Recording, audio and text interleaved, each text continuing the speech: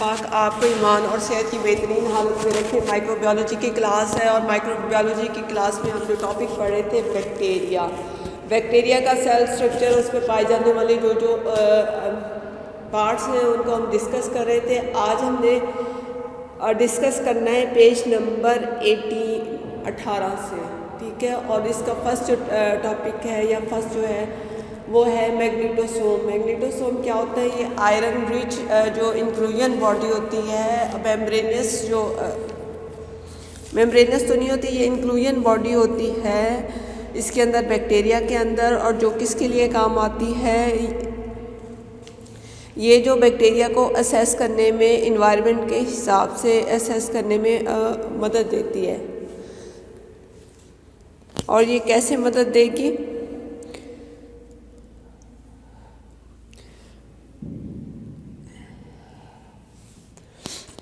तो ये क्या करती है, ये जो मैग्नेटोसोम्स होते हैं ना, ये एक अपने आप को ना चेन लाइक स्ट्रक्चर में जो है वो अरेंज कर लेते हैं, ठीक है।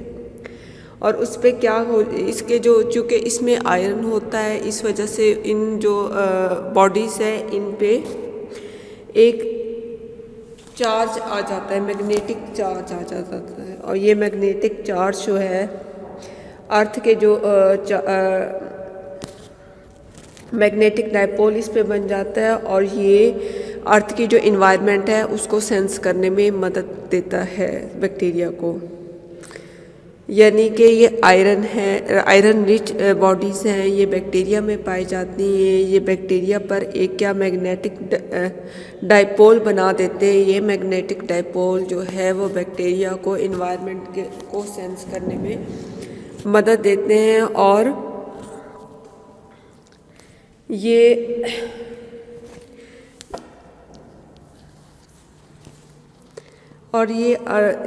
जो है ये सेल्स को ओरिएंट करने में, मतलब एनवायरनमेंट के हिसाब से अपने आप को ओरिएंट कर लेते हैं। जिस जगह इनको अपनी बेटर इन्वायरमेंट नज़र आती है, जहाँ पे ऑक्सीजन की फरावानी होती है, ये उस तरफ क्या करते हैं, मूव कर जाते हैं। और ये जो ऑक्सीजन की सप्लाई या एडुकेट इन्वायरमेंट की जो सेंस है, ये सब जो पार्ट में होगी, that part is called the magnetosome. Clear? उसके बाद है सेल मेम्ब्रेन। सेल मेम्ब्रेन क्या है? ये boundary layer of the bacterial cell है और ये सेल वाल के जो नीचे पाई जाएगी। सेल इन्वेल्व किसे कहते हैं?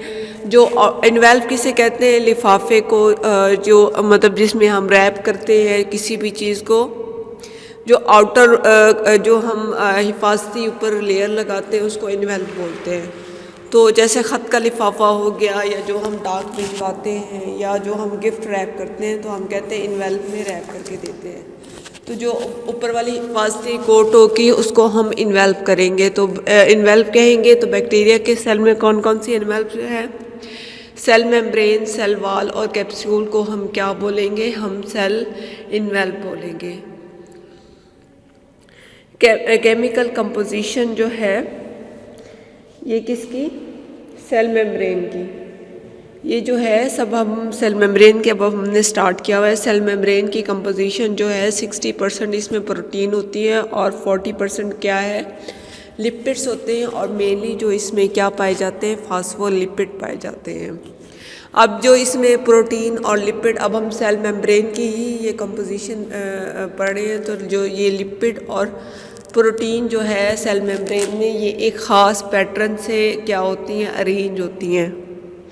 और उस पैटर्न को जो कहते हैं वो fluid mosaic model of cell membrane कहते हैं। इसमें कैसे होता है कि जो फास्फोलिपिड्स होते हैं वो 2 लेयर्स में अरेंज होते हैं।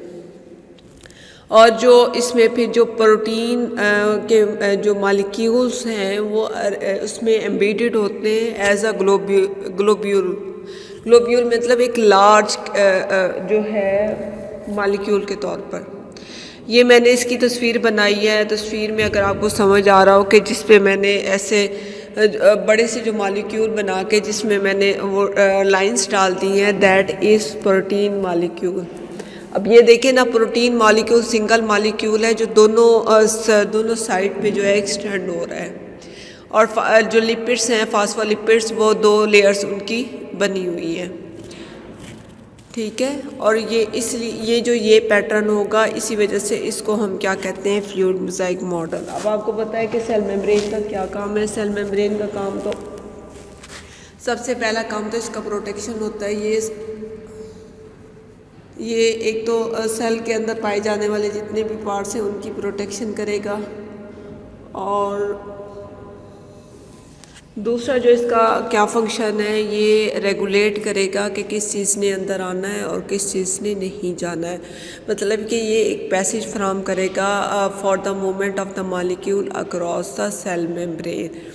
अब सेल मेम्ब्रेन के अक्रॉस मूवमेंट कैसे होगी, जो लिपिड सॉल्युबल होंगे वो लिपिड फास्फोलिपिड बाइलेयर के ज़रिए ही वो अंदर बाहर आएंगे, और जो लिपिड इंसॉल्युबल, जो लिपिड में सॉल्युबल नहीं होंगे, जैसा कि एसिड्स एंड नाइट्रोजनस बेसिस हैं, वो फिर प्रोटीन मॉलिक्यूल के थ्रू जो है उनकी मूवमेंट होगी।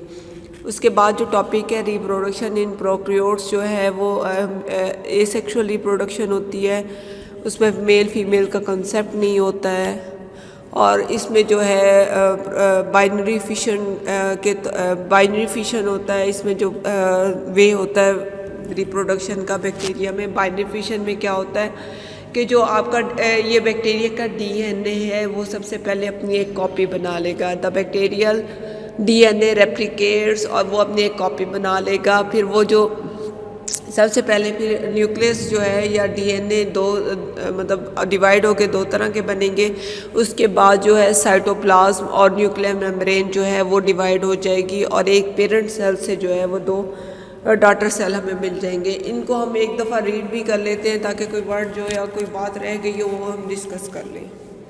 मैग्नेटोसोम, it helps certain bacteria orient themselves to the environment towards their preferred habitat. Magnetosome जो है ये आयरन रिच बॉडीज़ हैं जो कि बैक्टीरिया साइटोप्लाज्म में पाई जाती हैं। बेटा ये सब बैक्टीरिया में नहीं होती, ये कुछ में पाई जाएंगी और कुछ में नहीं पाई जाएंगी। और इन आयरन रिच बॉडीज़ की वजह से जो है एक मैग्नेटिक डाइपोल बनता है बैक्टीरिया के ऊपर, और ये मैग्नेटिक डाइपोल जो है वो बैक्टीरिया को इन्वायरमेंट के हवाले से सेंस करने में मदद देता है कि उसके लिए प्रेफर्ड हैबिटेट कौन सी है जहाँ पे उसको अपनी खुराक या ऑक्सीजन की फराहमी आसानी से हो सके। क्लियर। उसके बाद सेल मेम्ब्रेन। सेल मेम्ब्रेन आपको पता है boundary layer of the bacterial cell होता है, और ये किसी और इसको सेल इन्वेल्व, उसके बाद एक किसमें है cell envelope. Some microbiologist combine the cell membrane, cell wall and capsule and term them a cell envelope. जब सेल इन्वेल्व का आएगा तो वो तीनों चीज़ें इसमें इंक्लूड हो जाएंगी। केमिकल कंपोजिशन, सेल मेम्ब्रेन की केमिकल कंपोजिशन में 60% जो है प्रोटीन शामिल है और 40% लिपिड शामिल है, जिसमें मेनली क्या चीज़ है, फास्फोलिपिड है। Fluid mosaic model of cell membrane के इसमें से प्रोटीन और फास्फोलिपिड किस तरीके या किस अरेंजमेंट से पाए जाते हैं, तो इसमें जो है the phospholipids are arrange in two parallel layer called, फिर फास्फोलिपिड्स बाई लेयर, दो लेयर्स में पैरेलल लेयर्स में अरेंज होंगे। Protein molecules are arrange as globules floating like iceberg at or near the inner and outer surface of the membrane. ये जो phospholipids की layers बनेंगी, इसमें जो प्रोटीन के मॉलिक्यूल हैं वो एज अ ग्लोब्यूल जो है वो इसमें पाए जाएंगे, और ऐसे लगेगा जैसे कि बर्फ़ के टुकड़े जो हैं वो तैर रहे हों। और ये जो मॉडल ऑफ द मेम्ब्रेन का द फ्लूइड मोज़ाइक मॉडल जो है, ये जो इसकी अरेंजमेंट है इस वजह से इसको नाम जो दिया गया है फ्लूइड मोज़ाइक मॉडल, क्योंकि वो तैर रहा होता है ना प्रोटीन का मॉलिक्यूल, इस वजह से। The molecule accounts for the membrane appearance under the electron microscope and helps how it allows passage of certain substances.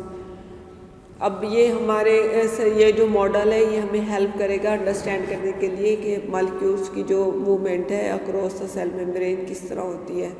तो जो लिपिड में फास्फोलिपिड में लिपिड में सॉल्युबल होंगे वो फास्फोलिपिड बाई लेयर से पास आउट अंदर बाहर आ जाएंगे, और जो वो लिपिड में इनसॉल्युबल होंगे जैसा कि एसिड एंड नाइट्रोजनस बेसिस, वो किसके थ्रू आएंगी, वो प्रोटीन मॉलिक्यूल की तरफ आएंगी। उसके बाद पेज नंबर 20 पे आप देखें इसकी रिप्रोडक्शन बताई गई है। Reproduction in prokaryotes, binary fission is the splitting of a parent cell into two daughter cell. दो daughter cell में वो parent cell जो है वो divide हो जाएगा. It is asexual reproduction in prokaryotes. DNA makes a copy of itself. वो अपनी एक कॉपी बना लेगा. उसके बाद जो साइटोप्लाज्म और सेल मेम्ब्रेन है वो डिवाइड होकर क्या बना लेंगे, दो डॉटर सेल बना लेंगे. ये बहुत ही आसान सा और छोटा सा टॉपिक था. आप इसको अच्छी तरह याद कर लेंगे इंशाल्लाह. कल हम इन्फेक्शन एंड डिजीज़ स्टार्ट करेंगे.